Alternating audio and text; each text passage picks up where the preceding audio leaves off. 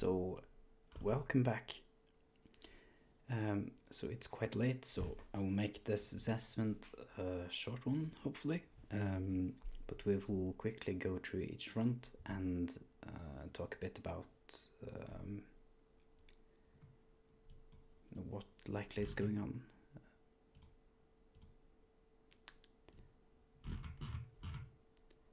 So on the Kyiv front, again, the Ukrainians blew up this Irpin dam and flooded the areas here.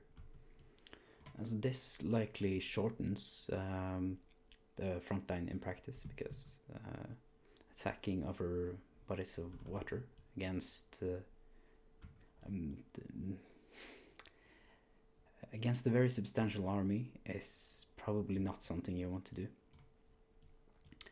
I will quickly comment on that. Ukraine has amassed actually a huge army in Kyiv. If we look at the professional military, there are a bit fewer that we can certainly assess that are there. These are pretty certain. But when it comes to mobilization, a lot of the resources have gone to Kyiv.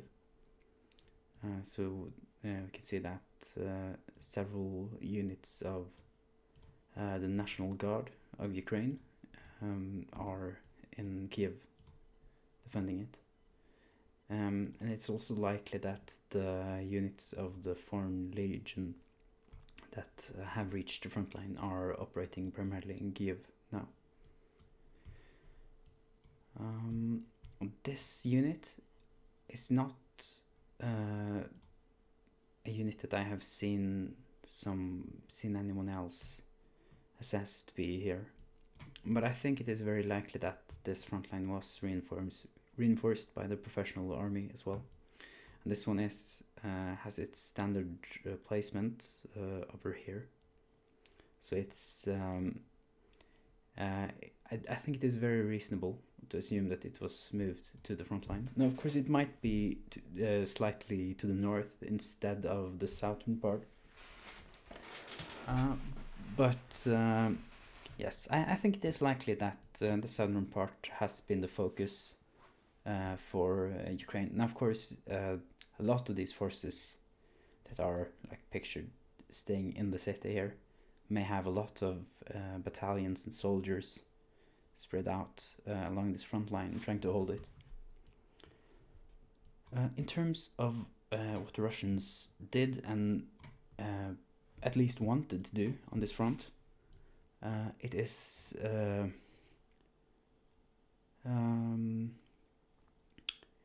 so first thing came through Chernobyl, and at the beginning managed to punch through quite quickly here.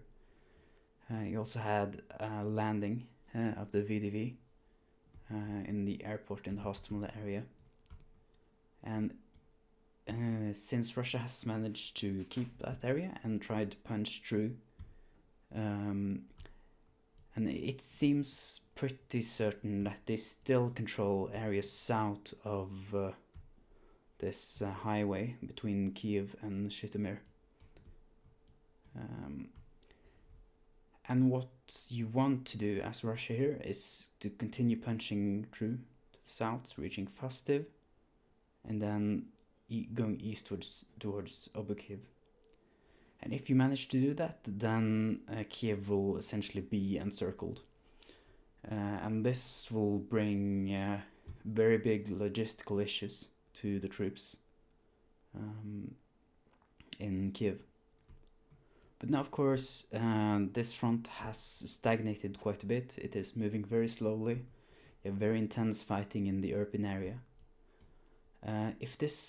I'm unsure to what extent this flooding will continue south with time.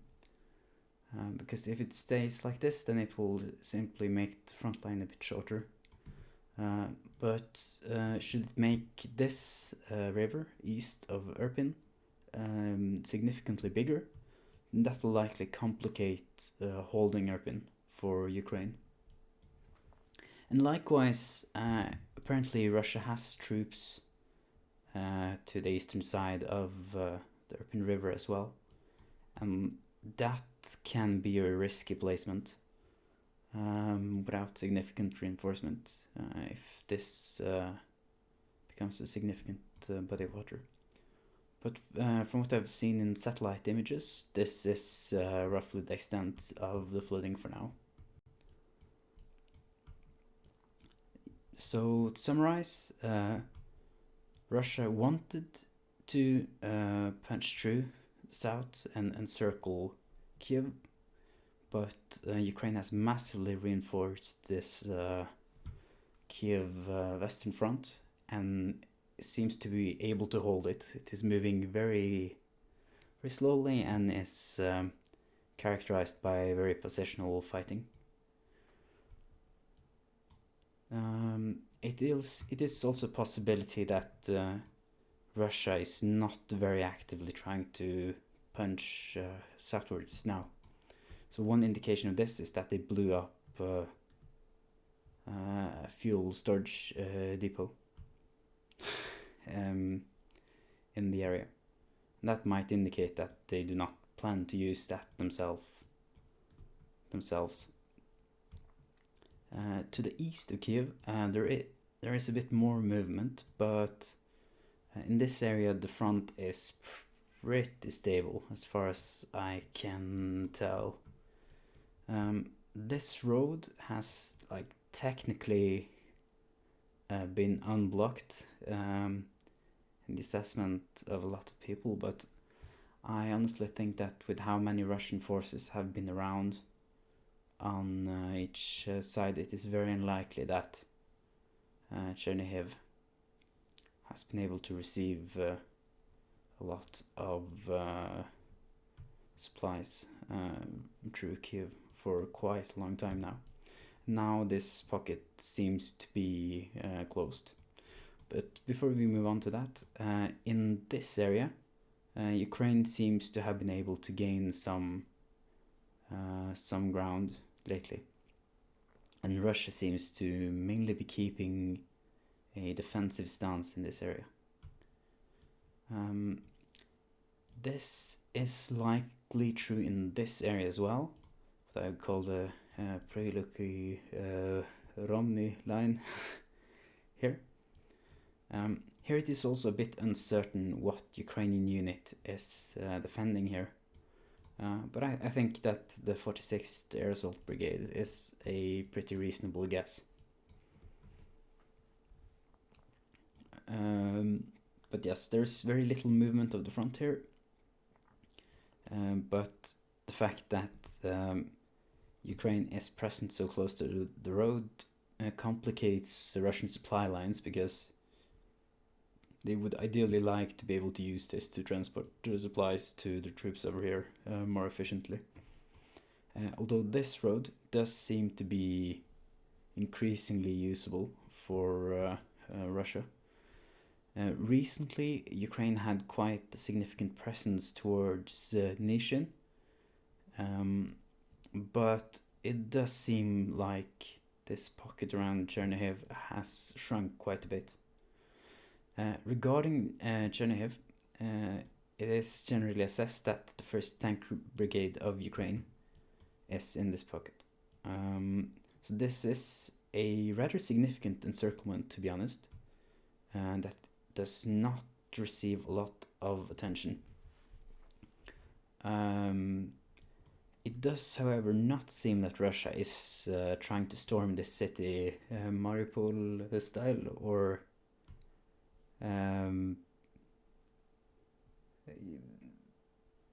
it doesn't really seem that Russia is going through very extensive efforts to directly capture this city. It might be that they are trying to make something like what happened in Konotop happen, because in Konotop, Russia and Ukraine essentially, or the local government and Russia essentially have a truce where Konotop is not allowed to house attacks on the Russian army. but Russia will let them fly the Ukrainian flag and essentially leave them be. And that Russia is essentially trying to coerce Chernihiv into a similar agreement by bombarding them with artillery. However, I think that a very significant difference here is that Chernihiv does have like an entire brigade of the professional Ukrainian military, and that was likely not the case in Konotop. Russia seems to have seized Shostka. Here there was a regiment of the Ukrainian National Guard, but I do not exactly know what has happened with this. But if it was in the city at the time, then that is either operating under Russia in a modified manner or neutralized in some other manner now. When it comes to the Sumy pocket, I am not quite sure which units are protecting it, but it is the standard location of this 117 Territorial Defense Brigade. So that is likely there, I suppose. This is also the standard location of a Ukrainian rocket brigade. But I do not know if that was successfully evacuated before this pocket was closed. It happened quite quickly, so it's not certain that it is, but I think that also would have a rather high priority. So I think that should, to a large extent, cover the northern front. Oh yeah, I will mention too that in this area we have seen some attacks from Ukrainian forces. I think that elements of the 93rd Mechanized Brigade have pushed in this area. But all in all, I think that assessments that Russia is a bit worried about its supply lines in the north are correct, and that they are largely trying to consolidate their control over this area now. I think that it is possible that the capacities, like that the Russian military has the capacity in this area to punch further south, and perhaps enclose Kyiv further off like this, maybe going for other crossings in the Dnieper or over the Dnieper, or perhaps reinforcing the western flank of Kharkiv to punch around and encircle it.